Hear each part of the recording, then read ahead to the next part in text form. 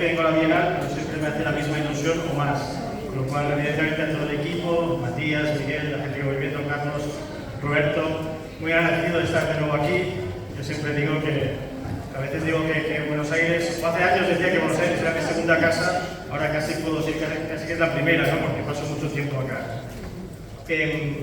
Voy a hablar sobre proyectos. Hoy a la charla la titulé Infraestructuras habitables. Me gustaba como si ustedes buscan cuál es la definición de infraestructura, es el conjunto de instrumentos técnicos para construir o para convertir un lugar en habitable, ¿no? O convertir o hacer posible que un lugar tenga actividad, ¿no?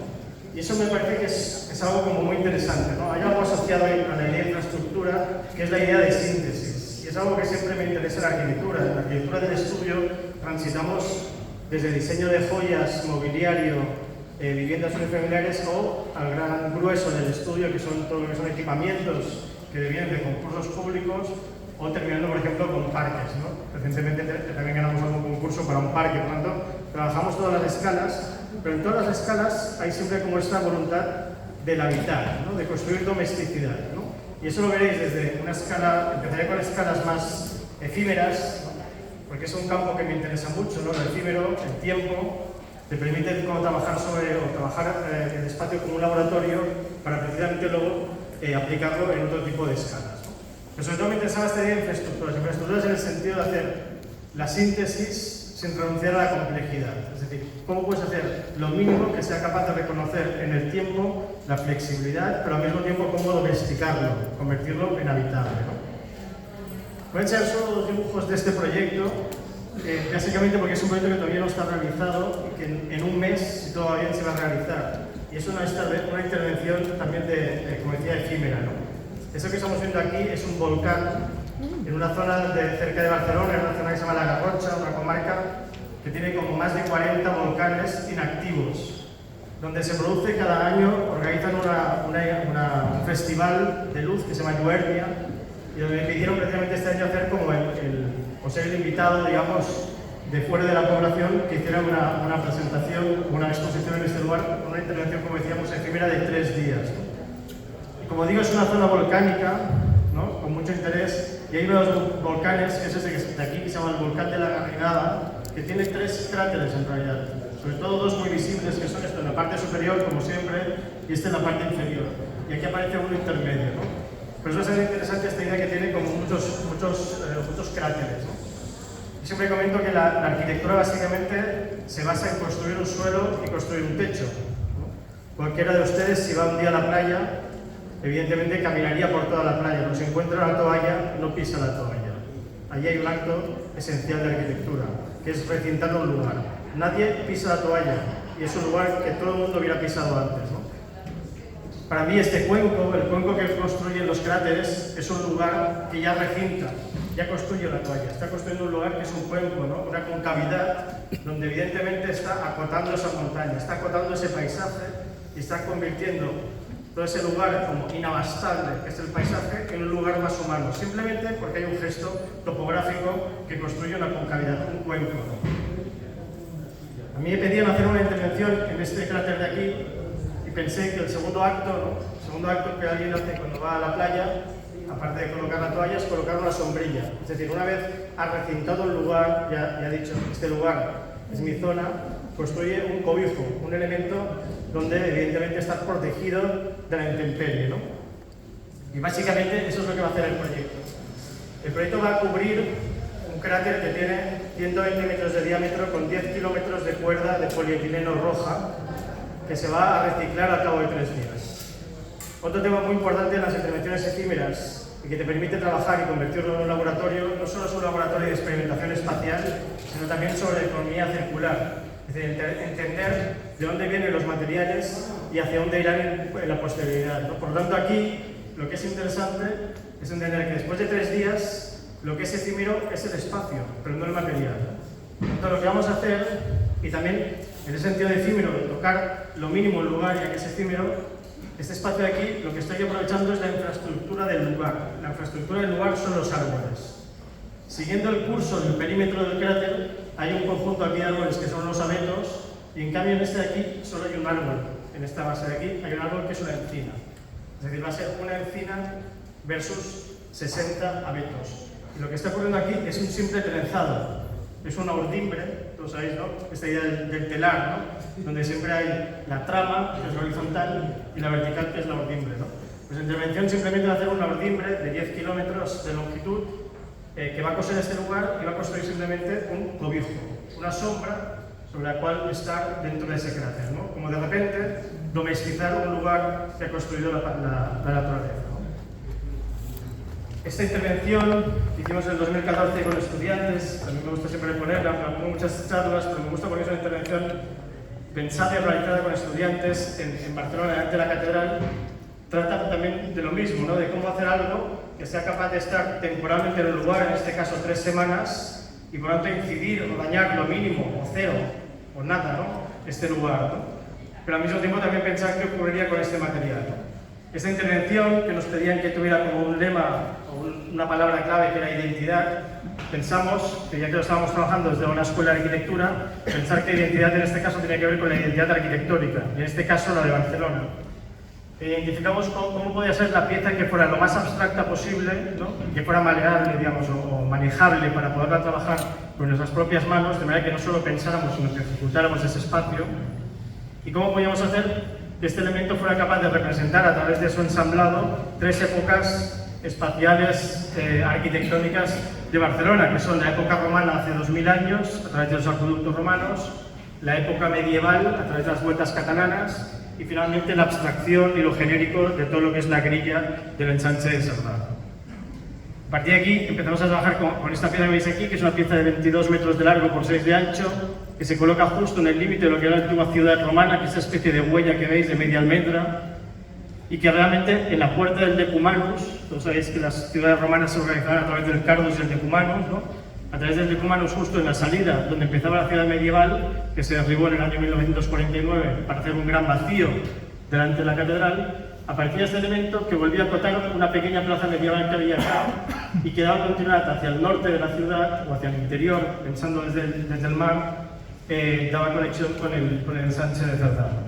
Esta pieza es una pieza muy sencilla, muy sintética, que puede parecer muy simple, pero no es simple, es sintética. Es sintética porque es el resultado de 3 meses pensar cómo puede hacer la pieza más ligera posible, más sintética, que sea capaz de resolver el mayor número de preguntas. Es una manera de trabajar del estudio, es decir, yo empiezo en el estudio poniendo muchas preguntas sobre la mesa y al mismo tiempo muchas respuestas. Y cada vez hay más preguntas y menos respuestas. ¿Eso significa que hay preguntas desatendidas? No. Eso significa que la respuesta cada vez es más sintética para ser cada vez más capaz de responder a más preguntas. Y eso es la complejidad, ¿no? Pues en ese sentido, esta pieza, que hace 40 centímetros de largo, 4 de ancho y 1 centímetro de espesor, es asimétrica porque precisamente el rebaje de 1/3 de su dimensión en el borde hace que la junta convierta la pieza en tridimensional. Es decir, cuando tú tienes que ensamblar la siguiente, tienes que girar a 90 grados, por lo tanto, la primera y la cuarta pieza se giran 90 grados y por lo tanto construye tridimensionalidad. No haciendo una pieza más, sino a través de la junta, ¿no? Anidando, ¿no? Como harían los pájaros, ¿no? Eso permitía que el edificio, pues en este caso esta instalación, toque de puntitas en el suelo, no toque con la superficie, porque es algo complicado. Cuando trabajas en el espacio público, ninguna superficie es horizontal. Siempre hay inclinación porque en realidad estamos evacuando el agua, ¿no? Por lo tanto, era importante cómo llegar al piso entendiendo esto, ¿no? Y separándose al mismo tiempo de la humedad del suelo. Por lo tanto, toque de puntitas. Pero otro de los temas era que el ayuntamiento, la municipalidad, le preocupaba que fuera un espacio escalable, ¿no? Esa rotación hacía que cada 40 centímetros, de ahí viene la medida, la fachada nunca es tersa, nunca es una fachada continua, sino que va rotando, así, y siempre aparecen elementos que van así, ¿no? Por lo tanto, es imposible que sea escalable, ¿no? Ese es el mínimo de piezas necesaria para construir espacialidad, con esta idea siempre de anidar, ¿no? De construcción anidada, en el sentido tectónico, pero al mismo tiempo construir espacios, cavidades, como si fueran cuevas, ¿no? Estas piezas eran 8000 piezas iguales, ¿no? ¿Por qué también esta idea de siempre trabajar con un solo material? Primero, para conocerlo mejor y convertirlo en tu mejor socio, ¿no? Porque en el momento en que lo entiendes, ¿no? Como decía Kant, ¿no? Kant le preguntaba a un ladrillo qué quería ser, ¿no? Pues lo mismo, ¿no? Entonces lo importante aquí es entender qué es lo que quiere ser. Una piedra quiere estar afilada, ¿no? La tela quiere estar clavada. ¿No? Y si quieres pervertir esto, es porque realmente quieres contar algo más, ¿no? Aquí, como veis, se van ensamblando. La única pieza que es ligeramente diferente es el contacto con el piso. En el piso tenemos unas piezas de acero inoxidable roscado, que es las que permitían que todo el pabellón fuera totalmente horizontal, mientras que el acero inoxidable roscado lidiaba con la diferencia de inclinación del piso. Pero al mismo tiempo, el acero inoxidable es el que estaba en contacto con el agua si llovía, ¿no? O si estaban regando, limpiando el lugar, y la madera se separaba de la humedad. Pero al mismo tiempo el acero inoxidable, por su capacidad especular, desaparecía y hacía flotar esas 8.000 piezas iguales. Esas 8.000 piezas iguales repartidas conseguían lo que hacen también el efecto del fakir, ¿no? El fakir es esa persona que anda encima de los clavos y no se hiere el pie porque hay muchos clavos, ¿no? Si hubiera pocos, se haría daño. Como hay muchos, se reparte el peso en tantos y por lo tanto no se hiere el pie. Y aquí ocurría lo mismo al revés, es decir, poniendo esas 8.000 piezas repartidas, no concentrábamos el peso en un lugar, por lo tanto no era necesario hacer cimentación en un lugar que después de 3 semanas volvía a ser como antes, pero al mismo tiempo que no teníamos cimentación, teníamos el peso suficiente para que nadie lo empujara, se lo llevara o el viento lo moviera. Por un lado había el acueducto, por el otro era la vuelta, ¿no? Después de 3 meses, en grupos de 1.000 piezas, se distribuyeron por la ciudad de Barcelona a las diferentes escuelas jardín de la ciudad de Barcelona para que se convirtieran en playgrounds para los niños. Aquello que era un acueducto de 4 puertas para los adultos era un múltiple acueducto laberinto para los niños.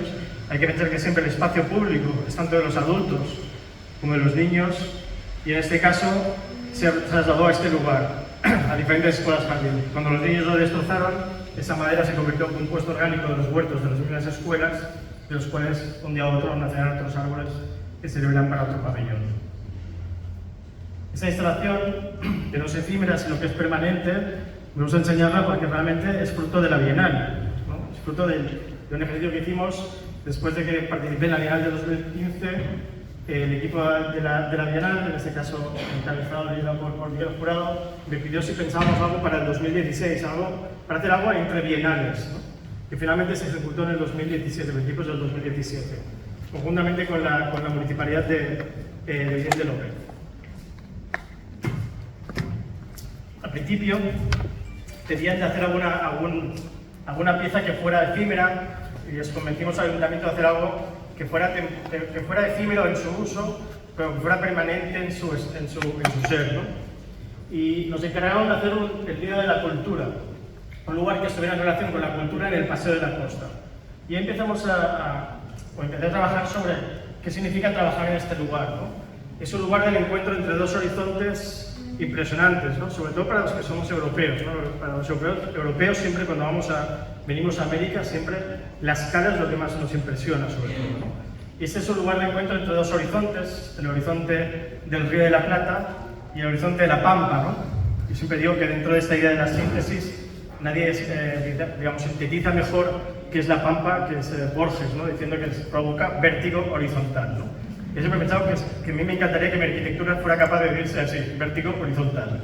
Y ya está, ¿no? Porque realmente sería capaz de decirlo todo con solo 2 palabras. No ha renunciado a nada y lo ha dicho todo, con 2 palabras. Ahí se entiende la síntesis.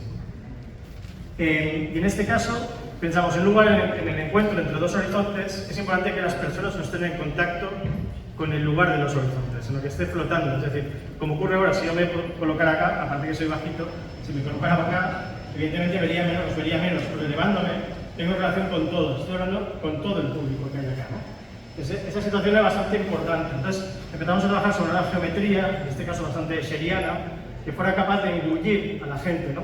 Y llevarla a través de ese juego de 360 grados, donde todo tiene importancia, ¿no? Por eso es simétrica, porque todo alrededor tiene importancia, y te engullen en una especie de espiral de 4 escaleras que se cruzan entre ellas, ¿no? Que es 1, 2, 3, 4, que se encuentran en un solo punto, que es el punto central, que está a 1 metro. A este metro del suelo se producen lecturas al aire libre, payasos, lo que sea, es igual. Pero finalmente lo que está ocurriendo es que las escaleras, en el momento en que hay un acto en el espacio central que flota, las escaleras se convierten en un ágora. En una ágora que está flotando en el paisaje.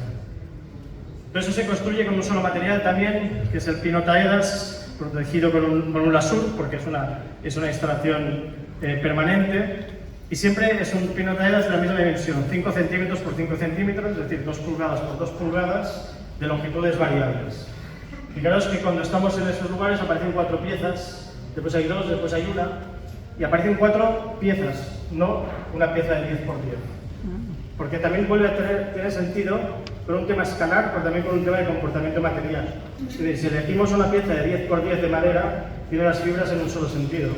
Si eliges 4 de 5 por 5, está rotando las fibras, por lo tanto trabaja bien en 360 grados, no solo en una dirección. Pero al mismo tiempo, el detalle es el espacio. El detalle de las 4 piezas de fibra rotando es lo mismo que hacen las escaleras. Y las escaleras hacen lo mismo que las fibras de la madera.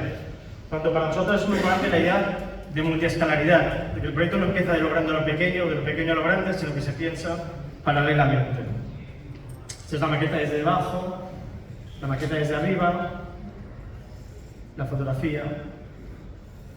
En la medida en que digamos, estamos en las cotas más bajas del espacio, las maderas se unifican, evidentemente porque acumulan más peso, por lo tanto aquí aparecen las de 4 piezas de 5 por 5, pero también para generar permeabilidad, porque la propia ágora que flota es el umbral de ella misma, es decir, que tú siempre entras por debajo de una escalera para acceder a la siguiente, ¿no? Y en la medida que vamos subiendo, se ramifica, es decir, esos 4 piezas pasan a ser 2 y aquí 1. ¿Por qué? Porque en el sentido ascendiente tiene menos peso, menos cargas, pero también porque necesita densificarse para evitar la caída. Es decir, lo que abajo era permeabilidad, arriba es impermeabilidad, y lo que arriba, digamos, es poco peso, con poca carga, abajo es mayor carga, ¿no? Y aparece también la idea de cómo arriostrarse, ¿no? La propia diagonal de la escalera es la que provoca otra diagonal, que son 2 veces la vertical, para mediante arriostrarse en 2 direcciones, ¿no? Por lo tanto, se está trabajando todo es circulación y estructura al mismo tiempo, ¿no? Esta, y déjame ir 2 atrás, una atrás, esta, vuelve a jugar con esta idea del espacio para adultos y para los niños, ¿no? Algo que ocurre en esta escalera, si habéis ido alguna vez, es que normalmente los niños cuando llegan aquí empiezan a correr para subir arriba y empiezan a jugar, ¿no? Claro, los papás los agarran de la mano, porque tienen miedo, suben por acá, llegan acá, van de la mano, llegan acá y cuando están bajando los sueltan, porque ya están abajo, ¿no? Y cuando llegan acá, los papás van a agarrar esta, pero los niños son los únicos que pueden pasar por esto. Por lo tanto, agarran la siguiente, es decir, cada vez que los papás siguen 2 escaleras a los niños agarran a los papás. O sea, es una doble helicoide, es una doble espiral en función de la escala del lugar. ¿Veis aquí? Ahora la siguiente y la otra es otra, ¿no? Esta pieza vuelve a estar separada del piso a través de una pieza de hormigón de 9 por 9, esta de aquí. Esa pieza de 9 por 9 en planta de hormigón separa de nuevo la madera de la humedad, y 9 por 9 es exactamente lo mismo que hacen las sombrillas de Amancio Williams, exactamente 9 por 9. Y la curvatura de las sombrillas de Amancio Williams es la que está haciendo la escalera. Es como si el encofrado de las sombrillas de hormigón se hubiera movido, se hubiera convertido en su negativo en una ágora.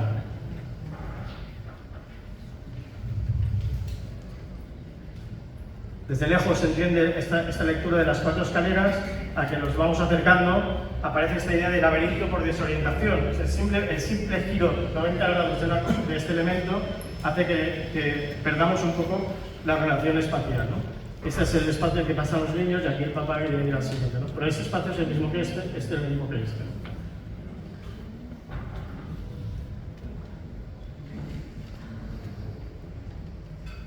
Y esta cosa que ocurrirá en varios proyectos de escala unifamiliar, también de equipamientos, de ciudad, esta idea de balconearse. Siempre me gusta como entender que cualquier espacio, sea efímero, sea una casita, sea una pequeña ciudad en sí mismo, ¿no? Entonces, cuando subes y llegas a los extremos de las escaleras, estas no se conectan en el ágora, en el punto central, en la plaza, ¿no? Pero cuando llegan aquí arriba, en cambio se balconean hacia afuera, pero también se balconean entre ellos. Es decir, hay gente que llega acá arriba y se ven cuando están arriba, ¿no? Pero se están balconeando, como si estuvieran en la ciudad.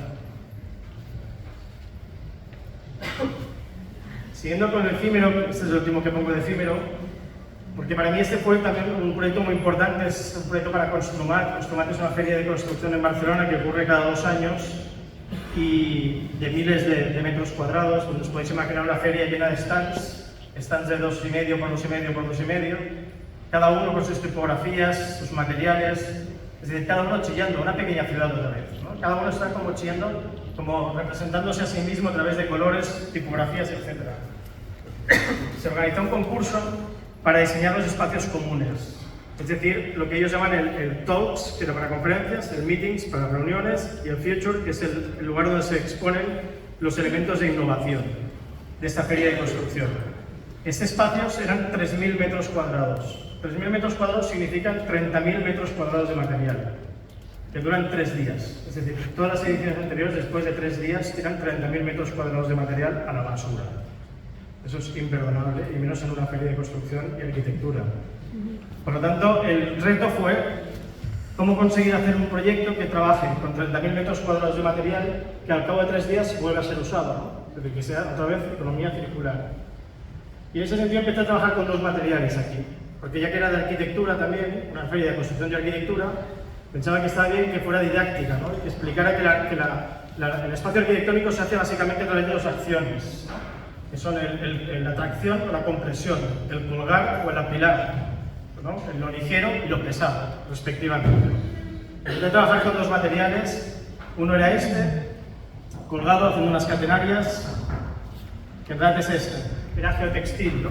Claro, busqué muchos materiales, podría dar una charla entera solo hablando de este proyecto, ¿no? Pero en realidad es como explicar un poco como mínimamente el proyecto, entonces no explicaré cuál fue la investigación de todos los materiales, pero básicamente en este caso elegí el geotextil. El geotextil es todas esas láminas de fibra textil que siempre están en las azoteas, siempre están en las cubiertas de cualquier edificio, nunca lo vemos. Me pareció interesante cómo trabajar sobre esto porque era translúcido, es algo que siempre nos cubre pero nunca vemos, y empecé a investigar sobre esto. Elegí el que pesa 180 gramos el metro cuadrado porque era el equilibrio perfecto entre tener el suficiente peso para dibujar catenarias, para dibujar geometría, es esencial la geometría en la arquitectura, dibujar geometría, y al mismo tiempo no tener demasiada densidad de fibra de textil que hiciera que fuera opaco. Por lo tanto, era un equilibrio entre el peso y la transparencia. Fue en industria y esto viene en rollos, se fabrican rollos de 2 metros de ancho por 200 de largo. Les dije que se me dejaban a una empresa, se me dejaba 200 rollos, me los dejaron 3 días y al cabo de 3 días se volvieron a enrollar y los devolví. Por lo tanto, las catenarias lo que hacen es optimizar la longitud de los 200 metros en función de devolverlos, ¿no? Y el otro fue este, ¿no? Una vez estaba trabajando con catenarias, fui a hablar con el equipo que está llevando a cabo la obra de la Sagrada Familia. Como sabéis, Gaudí era un gran amante de las catenarias. En cuanto les dije que trabajaba con catenarias, entusiasmados, les dije que se me dejaban 200 toneladas de vigas de acero. Y me dejaron para 3 días 200 toneladas de vigas de acero, ¿no? Si lo ligero iba a construir el espacio, lo pesado iba a construir el mobiliario, es decir, aquello que se pone en relación con las personas, ¿no? Una pieza, un perfil en el suelo era un banco, uno al lado del otro, 2 veces apilado en la mesa, más 2 mesas apilado a un lado, era la barra de información. Simplemente era construir sistemas de mobiliario. No es necesario que las cosas tengan forma de, ¿no? Si yo me siento acá, es porque me voy a sentar, nadie dirá que eso es un banco, ¿no? O sea, alguien va por una montaña caminando, está cansado, se sienta en una piedra y se sentará una que tiene más o menos 40 centímetros y nadie le llamará banco. Entonces no es necesario que las cosas tengan forma de algo para ser algo, ¿no? Entonces me dejaron unas 200 toneladas de vigas y empezamos a construirlo. Este espacio es, por ejemplo, el espacio del Talks, donde se dan las conferencias, que es un lugar de 40 metros por 40 metros, 1.600 metros cuadrados, y ya es un edificio importante, ¿no? El edificio, y vuelve otra vez esta idea de cómo construir infraestructuras habitables, cómo domesticar un lugar como este. Esto era un recinto ferial, es decir, como la rural, un espacio de 12 metros de altura, con unas vigas de hormigón impresionantes. Entonces empezar como a acotar ese lugar para domesticarlo, ¿no? De los 12 metros de altura colgaba esto a 6 metros, ¿no? Y aparecían 2 grandes catenarias, que son esas que veis acá, simétricas, ¿no? Como si fuera casi una villa paladiana, ¿no? Donde había esas grandes catenarias que te pasaban de 6 metros a 2 metros. Cuando llegabas en el centro, entrabas a ese lugar, ¿no? Con esa idea de umbral, es decir, en la arquitectura no hay que entrar por una puerta, hay que entrar por un umbral, hay que entrar por un espacio, ¿no? Porque te va preparando para lo que hay, ¿no? Cuando pasabas de 12 a 6, a 2 y entrabas, ¿no? Con la ligera diferencia que como todo esto de aquí flotaba 50 centímetros, la diferencia entre la catenaria y el punto de freno de las catenarias era 1,5. O sea que aunque la altura fuera 2 metros, era 1,5 y veías la gente que iba haciendo así. Evidentemente entrabas, pero se podía entrar, ¿no? Pero es bastante interesante como este juego otra vez de lo perceptivo, ¿no? Este era el espacio de los meetings y el del future. Este dibujo, que es un poco, no sería de los dibujos más atractivos, pero en cambio para mí siempre es importantísimo, ¿no? Porque me permite hablar de algo que para mí es muy importante, que es la coreografía material. Todos los materiales tienen sus medidas, porque casi todo viene de la industria. O si no viene de la industria y viene directamente extraído de la naturaleza, viene con unas dimensiones, ya sea por el transporte, ya sea por la máquina que lo extrae, etc. Lo interesante, lo importante es empezar a jugar entre ellos, ¿no? Otra vez, pero para que no parezca forzado, es decir, cómo hacer que parezca sencillo, ¿no? Lo que estáis viendo aquí, estas líneas grises así, son el truss, son las estructuras de aluminio que colgaban de las vigas de hormigón, por lo tanto, estaban en función de las vigas de hormigón, pero al mismo tiempo están separadas cada 4 metros. ¿Por qué? Porque de ellas penden las catenarias, y como hemos dicho, tienen 2 metros de ancho. Y las catenarias tienen unas reglas de juego. Las reglas de juego de las catenarias es los cables que pasan a través de los truss. ¿Y la dimensión cuál es? La de los triángulos de los truss. Es decir, las dimensiones perfectas no son las que no tienen decimales, sino las que dicen los materiales. Ahora me ha quedado una poesía aquí, pues no es la intención. Pero en realidad tiene que ver con eso, es decir, el patrón de juego de esto está en función de los cables que pasan así. El patrón de juego de eso está en función de esto. Entonces todo se pone en relación. Esa especie de coreografía material que parece que al final, casi como, yo siempre digo esto en relación con la idea del truco, ¿no? En la magia, normalmente cuando ves a un mago hacer algo te quedas impresionado. El día que te explican el truco y dices, pues es una tontería. Pues sí, eso es lo importante. Ahí está el truco, ¿no? Si no es la trampa. La trampa no me interesa el truco. Aquí veis la catenaria hasta que te permitía entrar, otro umbral, y finalmente llegabas a este espacio de aquí, y detrás había un pequeño espacio, que como un oasis, un lugar de descanso para la gente que va a dar la conferencia o la que la ha dado, ¿no? Y aquí aparece otro concepto que para mí también es importante dentro de esa infraestructuras, ¿no? Antes decía que es importante que en la infraestructura hablar sobre la idea de flexibilidad, ¿no? Y eso dependiendo de que los productos sean sistemas flexibles, ¿no? En esa idea de sistemas aparece la idea de adaptabilidad. Es decir, tú puedes trabajar con sistemas o con formas. Los sistemas se adaptan, las formas se deforman. Ya lo dice toda la palabra. Entonces, en ese sentido adaptativo, permite que el diseño siempre sea el mismo, aunque sea cambiante el espacio, ¿no? Y esto es bastante interesante. Fijaros que esto de aquí era el auditorio, ¿no? Entonces, siempre ocurre cuando das unas conferencias, a veces tienes suerte y hay, como hoy, que hay mucha gente, ¿no? A veces viene alguien, ¿no? O vengo yo mismo, y hay 10. ¿No? Realmente es de psicólogo, digamos, si hay 10 o si está lleno, ¿no? En cambio, ¿qué ocurría acá? Tú simplemente tenías que bajar una de esas telas, ¿no? Hay 10, bajas la tela. ¿Vienen 10 más? Subes la siguiente, ¿no? Por lo tanto, se encuentran aquí los conferenciantes y te dicen, ¿qué tal el club? Lleno. ¿Y tú? Lleno. ¿Entendéis? Porque trabajamos con personas. Esta era la imagen que presentábamos, ¿no? Esta imagen que os decía antes, cómo pasamos de 12 a 6, y aquí hay 2 metros, pero no lo parece porque hay los 50 centímetros de acá, ¿no? Esa hay sensación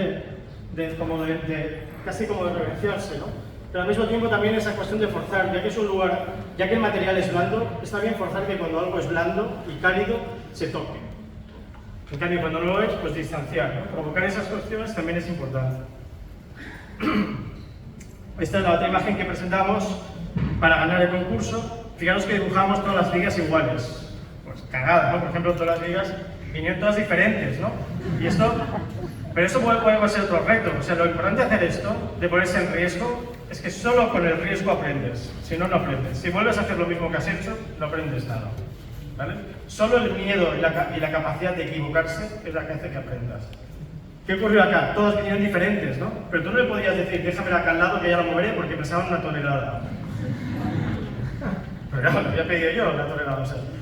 Entonces lo que hicimos es empezar a agruparlas ¿no? Las agrupábamos en vertical, en grupos, en función de su oxidación, pero en vertical las apilábamos inversamente proporcional a su longitud, es decir, las pequeñas abajo y las largas arriba. ¿Por qué? Porque son vigas de metálicas y dicen, yo sé trabajar en vuelo. Punto fantástico. O sea, simplemente tenemos que hacer lo que el material es capaz de hacer, que es volar. Esto fuera las telas no lo sabría hacer, las telas saben colgarse. Es decir, esto era el camión grúa que venía de la Sagrada Familia y nos las traía. Esto en realidad es nuestra cabeza y es nuestro lápiz y es nuestra ejecución. Es decir, cuando llegan aquí no hay tiempo para pensar, dibujar y ejecutar. Se hace todo al mismo tiempo, ¿no? Ven, se van apilando, bla, bla. Esto es, por ejemplo, cuando están construyendo 40 metros por 40 metros. Se bajaba el trus, como veis, en función de las vigas de hormigón, cada 4 metros, y aquí no se ven los cables, pero lo cuelgan así. Cuando se terminó esto, se subía hasta los 12 metros, entró el camión grúa, dejó las vigas, se fue el camión grúa y se bajó esto hasta los 6 metros. Después de 3 días, devolvimos todas las telas enrolladas y devolvimos todas las vigas. Bueno, las vienen a buscar, claro. Bien, eso es en construcción,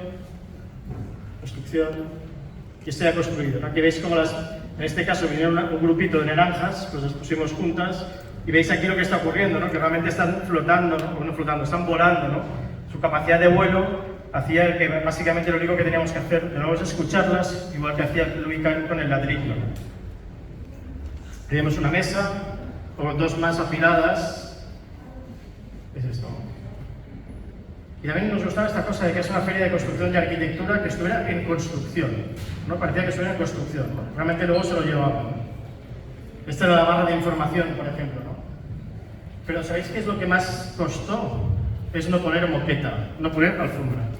Y todas las ferias que se hacen en el recinto ferial tienen moqueta, ¿vale? Son un montón, miles de metros cuadrados de moqueta que tiran cada 2 semanas, porque cada 2 semanas hacen una feria diferente, ¿no? Bueno, pues al menos aquí conseguimos esta vez no hacerla, las siguientes ediciones han vuelto a poner moqueta. Pero bueno, ¿tú creéis que es un mal que haya empresas de construcción y quieran poner moqueta como si la pusieran en las obras? ¿Sí? Bueno, en todo caso, conseguimos sacarla. El tema de colgar era muy importante porque conseguía precisamente hacer este efecto cueva, ¿no? Este efecto, como decía antes, de habitar, ¿no? De domesticar. Y no era posible hacerlo apoyando porque no podías digamos, perforar el lugar, porque al cabo de una semana viene otra feria, la de náutica o la de Huelmes o la que sea, ¿no? Por lo tanto, solo podíamos construir monumentalidad en ese sentido, ¿no? Monumentalidad que tiene que ver no solo con la dimensión, sino con el silencio también, ¿no? Es decir, todo el espacio de fuera estaba lleno, como se decía, de stands, cada uno con su tipografía, etc. Esa monomaterialidad generaba silencio visual, pero también silencio acústico, es decir, todo esto funcionaba acústicamente y estabas, digamos, en un silencio interior, ¿no? Como os decía, había esas 2 grandes puertas simétricas, pero al mismo tiempo, claro, había gente que cruzaba por aquí, ¿no? Se convertía de nuevo otra vez en una especie de laberinto.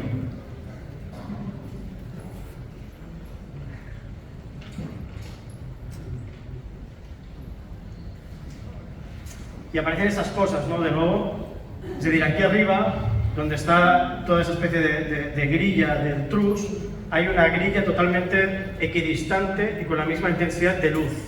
Pero en cambio tenemos irregularidad aquí, esa especie de nube artificial, ¿no? Y eso es lo interesante, es decir, agarrar las luces y colocarlas a diferentes distancias y con diferentes intensidades es subjetivo. Totalmente subjetivo y depende si te gusta más luz aquí, menos luz allá, etc. Pero solo te basas en tu propio gusto, ¿no? En cambio, si colocas esto y generas un sistema que te construya nubes artificiales como esto, pues evidentemente si quieres cambiar el tiempo, porque dices, me gusta un poco más soleado, pues cambias un poco esta distancia y te cambia el tiempo, ¿no? Es decir, lo único que tienes que hacer en realidad es no estar tan obsesionado en el resultado final, sino poner las condiciones para que ocurran cosas. Y eso es lo que me parece interesante. En esta idea de flexibilidad, os muestro esta casita, es una propuesta para una casa en Chile,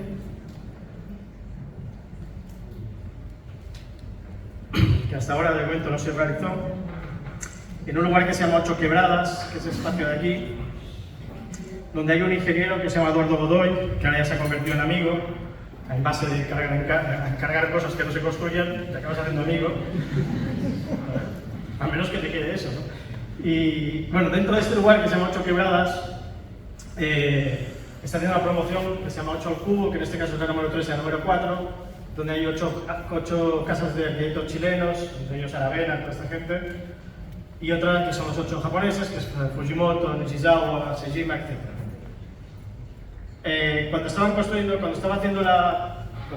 empezando con esta promoción, no construirla, porque solo se construyen una vez se vende el proyecto, me pidió si podía hacer un umbral para este lugar, ¿no? Y esto no lo voy a explicar con detalle esta rueda, pero me pidió un umbral, un lugar de acceso a estas 16 casas.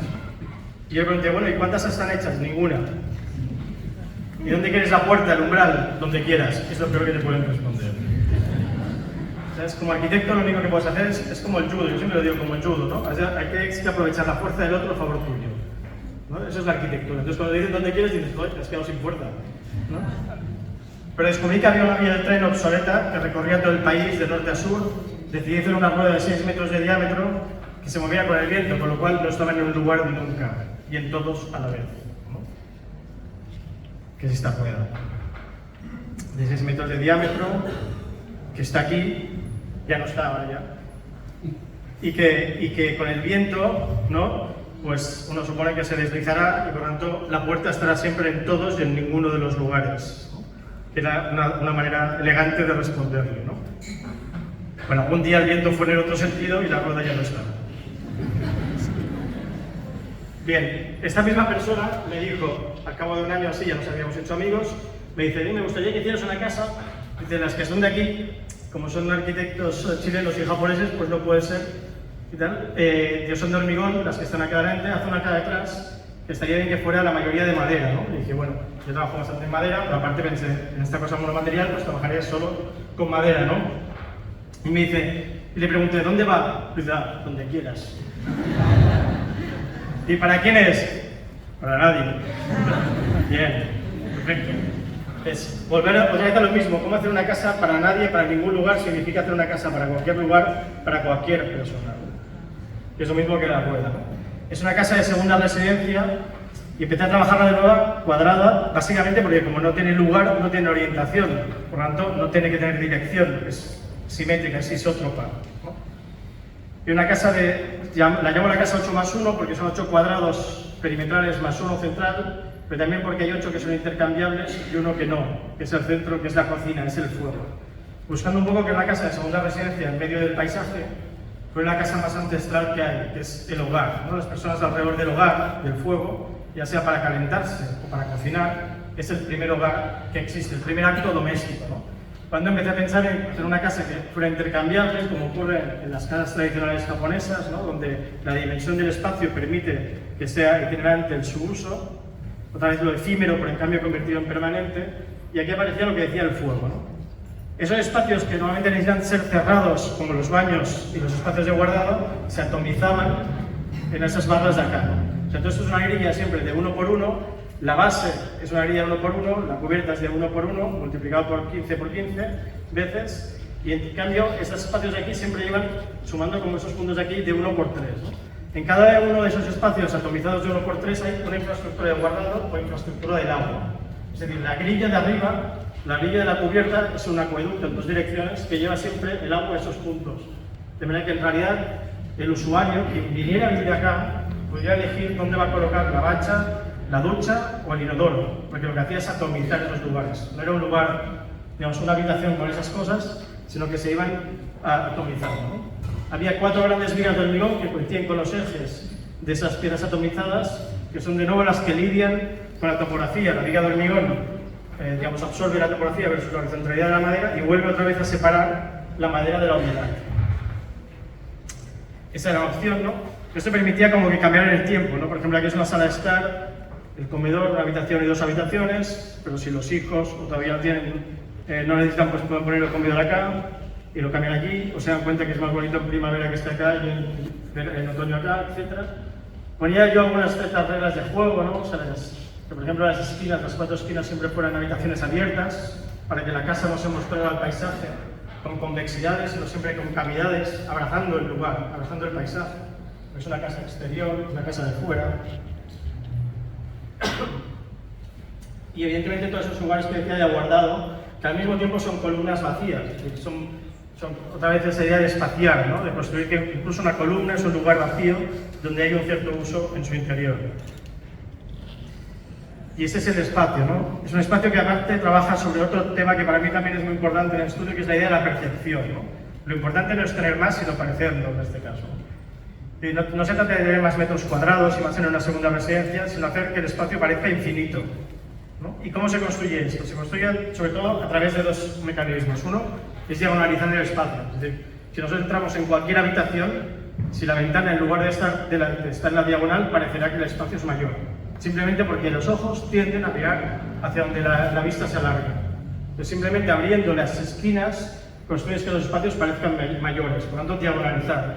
Y la otra es no construir cul-de-sacs, ¿no? O sea, que abriendo las diagonales, todos esos espacios se convertían en infinitos, ¿no? Las personas podían ir rodeando, como se ven esas líneas, hasta convertir ese lugar otra vez en un infinito, igual que en Costumat o igual que en la escalera, ¿no? El único lugar que no tenía fachada vertical era la cocina, que parecía esta fachada de este material que te permite, ¿no? Ese material de plástico reciclado que te permite lidiar con la temperatura exterior, y por lo tanto tenías esa sensación que decíamos de hogar, de cocinar al aire libre. Aquí vamos a enseñar la mirada. Cuando la mirada no es en diagonal, sino es en perpendicular, aparece esa idea como de diafragma, ¿no? Casi como si fuera un espacio diafragmado, ¿no? Si veis que a la chica le gusta pintar la rueda, no lo veis allá. Los proyectos se van enlazando.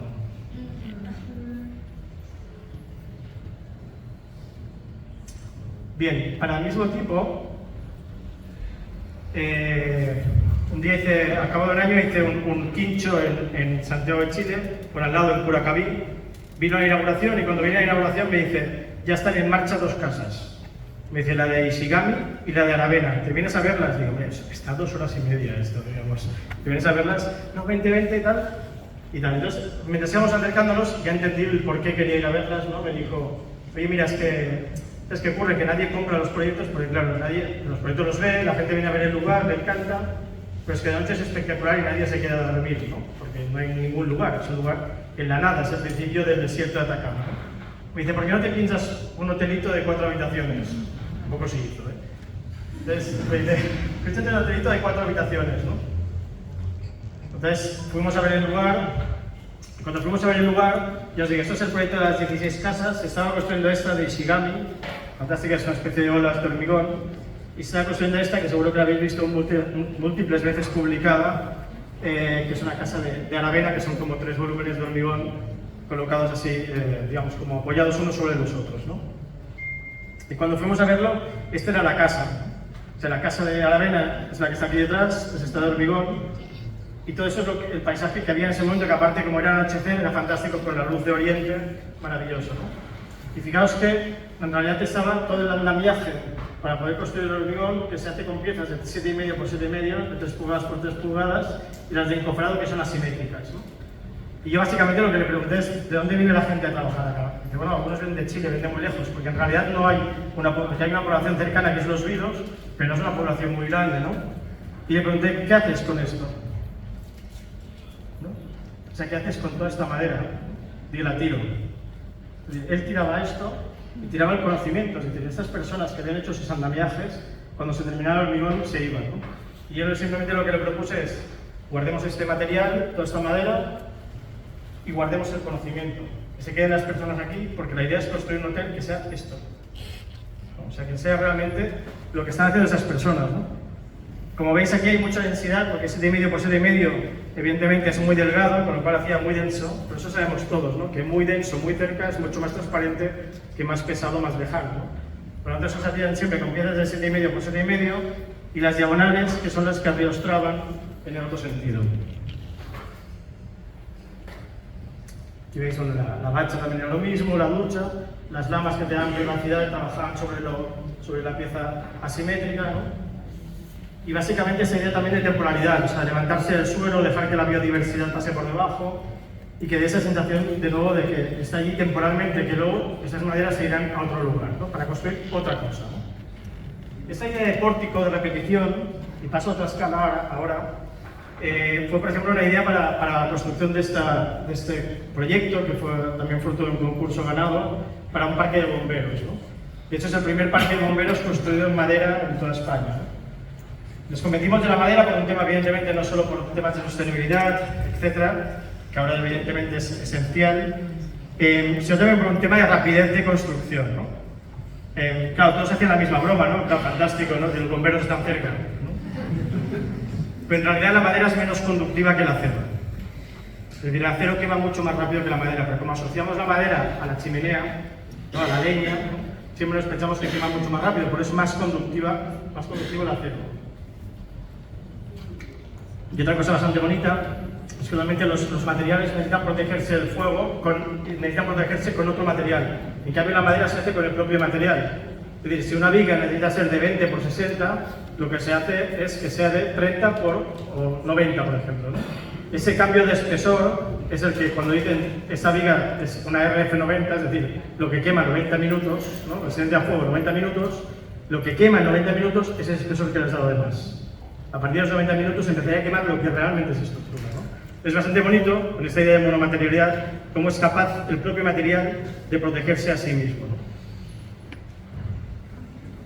Bien, está en este lugar, que está justo en el límite de esta población que se llama Moyá.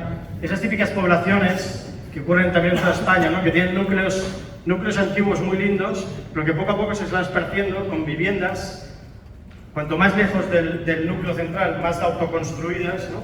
Y cada vez peores, ¿no? Entonces, ¿qué ocurre? Que normalmente llegas a los pueblos, a esas poblaciones, encontrándote con esas casitas, ¿no? Que previamente no son puerta de nada, no son puerta de ese lugar, ¿no? Entonces, había la oportunidad como de trabajar justo en este límite y empecé a pensar que esa idea como de pórticos, ¿no? Le daba una cierta institucionalidad y por lo tanto esa idea de pórtico, en el sentido de puerta, de umbral a la llegada a este espacio, ¿no? Un pórtico que para mí también debía resolver dos cosas, ¿no? Y otra vez este tema de la domesticidad. En un parque de bomberos, en una estación de bomberos, cobija dos cosas, al bombero y al camión, ¿no? Las dos cosas, es decir, viven en un mismo lugar un camión y un bombero. Entonces, en ese sentido, empecé a pensar sobre la idea de un doble pórtico, ¿no? Casi como si fuera una matrioshka, ¿no? Un pórtico mayor que fuera el que contiene la escala del camión, que al mismo tiempo contiene un pórtico menor que contiene la escala doméstica, la de las habitaciones de los bomberos cuando hacen las guardias, la sala de estar, el comedor, la cocina, etc. Y aparece entonces la idea del pórtico como veis acá, ¿no? Finalmente la madera está protegida con unos barnices. Yo quería hacer una protección que es la que se llama yakisugi. No sé si conocéis yakisugi, es la protección esta, es una técnica japonesa que lo que hacen es que queman los 2 primeros milímetros de la madera y este quemado ya protege la madera de mantenimiento, ¿no? Pero me dijeron que vale, que como broma ya valía la madera, pero madera quemada no. Que un parque de bomberos quemado ya no sería. Veis aquí aparece como este doble pórtico, ¿no? Antes veíamos, pasamos a rápidas. Entonces eso significa que es muy detallado. Los parques de bomberos normalmente los dos módulos o los módulos que tengan de cocheras de camiones siempre son lugares que están abiertos siempre, constantemente, por si hay una emergencia, no tener que estar esperando porque no funcione el mando, no tengan pilas, ¿no? Siempre están abiertos, ¿no? Por lo tanto era bastante interesante no solo cuando llegas a tener el pórtico, sino cómo ves a través, o sea, cómo de nuevo el edificio como umbral entre el paisaje. Eso se construía siempre con varios módulos, el módulo de madera con densidad, digamos, opaca, la translúcida y la transparente. Siempre se trabajaba todo en taller y luego siempre la madera como se ensambla, no se moldea igual como el hormigón, como se ensambla tienes que decir siempre si es un doble pilar o una doble viga, ¿no? Para poder ensamblar. En ese sentido me parecía que mejor el doble pilar porque hace que sea más esbelto. Es decir, es más gordo que si fuera un solo pilar, pero parece mucho más esbelto que si fuera uno solo.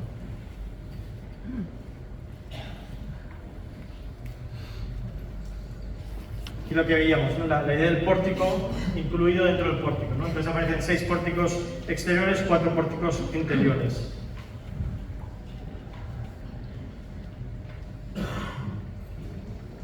Esa idea de contener, ¿no? De cómo un espacio es capaz de contener otro, ¿no? Llevamos mal de tiempo ya. Es algo que también es recurrente a veces en el estudio, ¿no? Porque construir esos lugares entre, ¿no? In between, ¿no? Por ejemplo, esta vivienda de una casa entre medianeras, en realidad es una casa dentro de una casa, ¿no? La línea que veis exterior es una línea de la casa existente a la cual había que dejar o estaba protegida, digamos, por patrimonio, la fachada principal y la cubierta, porque estaba delante de un monasterio fantástico que es el monasterio de Sant Cugat, al lado de Barcelona. Por lo tanto, era la manera de cómo construir una casa dentro de otra casa, ¿no? La idea fue separar la casa nueva de la casa antigua, de manera que se convirtiera en un lugar entre casas. De manera que la casa nueva fuera una casa de 4 fachadas dentro de una casa de 2 fachadas, convirtiendo la casa antigua en un paisaje de la nueva. Pero al mismo tiempo, como no podías tocar ninguna de las aberturas que hay en la fachada vieja, si la casa nueva se pegaba a ella, solo podía funcionar en función de esos huecos. Si te separabas, construías un espacio entre medio, que es un espacio de luz y de aire. Cuando empezó a trabajarse de esa manera.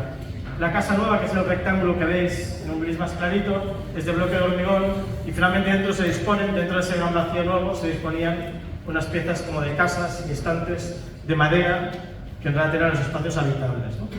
En realidad es como la casa de Chile en corte, ¿no? En sección, de manera que es intercambiable cada uno de sus espacios, ¿no? Aquí se ve como en esta axonometría, donde aparece otra vez el juego sobre la percepción, ¿no? Es una casa entre medianeras que tiene 4,5 metros de ancho y lo que hacía es colocar la escalera en el sentido longitudinal, ¿no? En principio parece que lo lógico sería colocarla en otro sentido, porque es un espacio muy estrecho, ¿no? Pero en cambio aquí lo que hacía es construir como dos espesores de medianera. El que vemos a la izquierda es un espesor de madera que contiene de nuevo la infraestructura del guardado, ¿no? Los libros, la ropa, etc. Y a la derecha aparece un espesor de bloque de hormigón que es la escalera, ¿no? Casi como si fuera una pequeña calle otra vez dentro de una pequeña ciudad que es una casa, ¿no? Esas escaleras, como veis, siempre tienes que entrar, sales de ellas, apareces en el mundo de la madera, vuelves a entrar, sales de ellas, etc. Es decir, si el lugar era muy estrecho, 4,5 metros, lo que había que hacer es volver a trabajar sobre la percepción. Que cada vez que fueras a un espacio de madera, que son los espacios habitables, tuvieras que transitar por un espacio de 90 centímetros de hormigón, estabas constantemente comprimiendo y dilatando, comprimiendo y dilatando. Cuando llegabas a los lugares de 3,5 de madera, parecían mucho mayores de lo que eran, gracias a que habías transitado por los espacios de compresión de hormigón. Esos eran los dos materiales. Todo tiene un porqué sí, ¿eh? Porque las puntas son diferentes de las verticales, de las horizontales, etc. Esa es la casita, como decíamos, que no se podía tocar nada de la fachada, y dentro entrabas, aparecía esta calle donde se vuelven a balconear. Fijaros que aquí llega la escalera, tienes que salir, hay otra persona entrando por allá, por ejemplo, y se balconean de la misma familia, las ventanas que miran a la casa antigua, las ventanas que miran a la casa nueva, el espacio de la madera, que es el espacio del habitar, que siempre dejan ese espacio vacío donde balconearse, como si fuera una especie de plaza exterior otra vez dentro de esa ciudad, y donde el núcleo, el único espacio que nunca balconea al exterior, es la cocina. Pero todos los espacios interiores que balconean al exterior también balconean la cocina. Entendiendo la cocina otra vez como ese lugar, como esa ágora, como veíamos en la Casa de Chile, esa ágora de la familia, ¿no? De reunión. Este lugar, a través de esas geometrías que veíamos topológicas, ¿no? De las habitaciones, permitían entender como una grieta de luz entre la casa antigua y la nueva, para dejar entrar la luz, aún no teniendo ventanas, que siempre hubiera luz natural. O por ejemplo, cuando una de las hijas, Bruna, ¿no? Abre la ventana que balconea ese vacío interior, la habitación se convierte en ventana, ¿no? Porque la luz natural que tiene esa habitación la traslada a ese espacio central que es la cocina.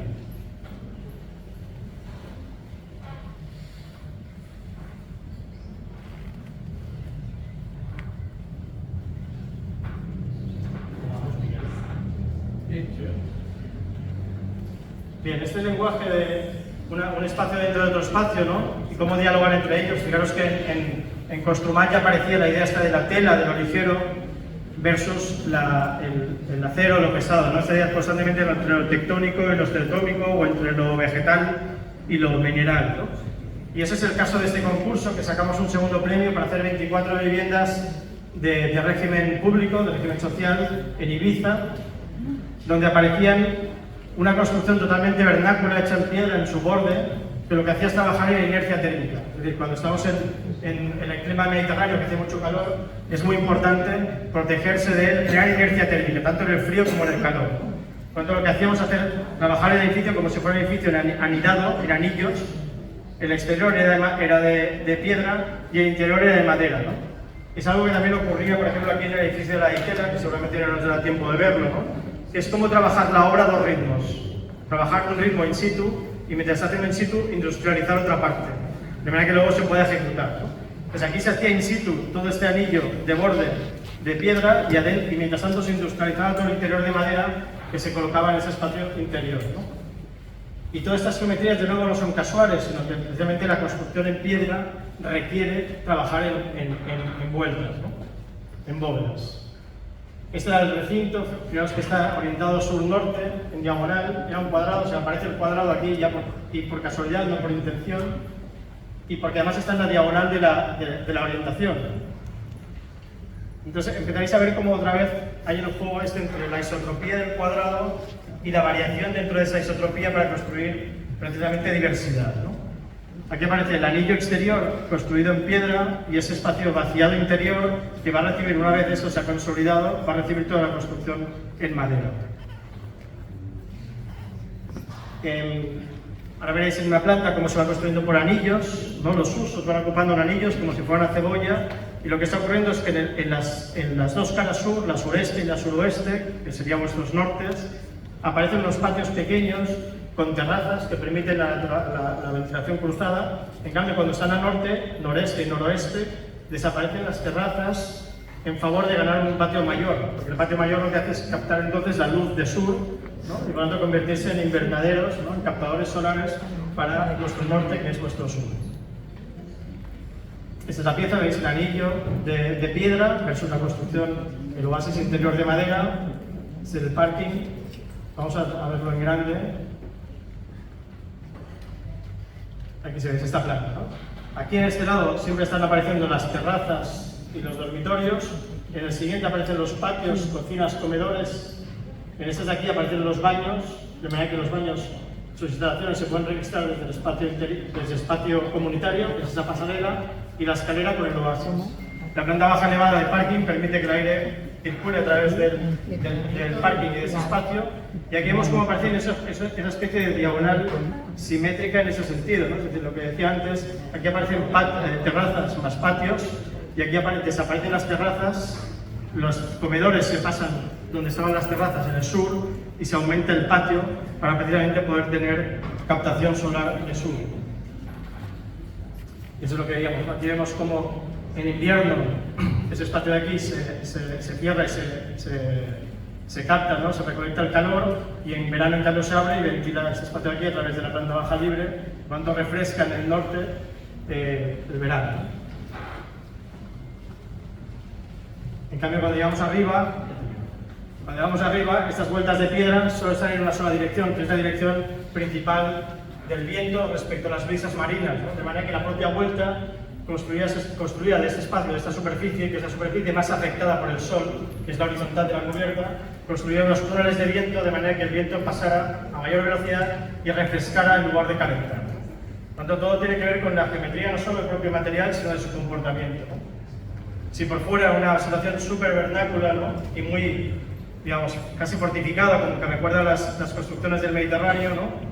Por dentro, de repente se convertía en ese espacio, ¿no? Un espacio mucho más de oasis, construido, como decíamos, prefabricado, ¿no? Y como decía antes, lo mismo que ocurría en el edificio de Itela, y que no veremos, es un edificio construido toda la estructura, el esqueleto del hormigón in situ, mientras que al mismo tiempo se activaban tres industrias de la periferia de Buenos Aires, de Quilmes más exactamente, que construían las 600 ventanas compuestas de diferentes órdenes, que construyen de forma industrializada todo el espacio, digamos, que se ensambla en la estructura de hormigón. De manera que en realidad las ventanas se convierten en el espacio por donde pasan todas las instalaciones. De manera que es un espacio totalmente liberado en su interior, tanto de la parte termodinámica como de la parte mecánica. Pues aquí ocurría lo mismo, ¿no? Y transitaba entre esos dos lugares, ¿no? Finalmente, para construir, claro, espacios, ¿no? Como decíamos antes, espacios habitables, ¿no? Espacios que hacia el sur generan profundidad y después generan vacíos, ¿no? Que tienen que ver no solo con lo térmico, sino también con la cultura del lugar, ¿no? La cultura de las sombras, de los porches, de los patios, en este caso la cultura mediterránea. Y en este caso, no solo la arquitectura es cultura, sino que la arquitectura debe atender a la cultura del lugar. Gracias.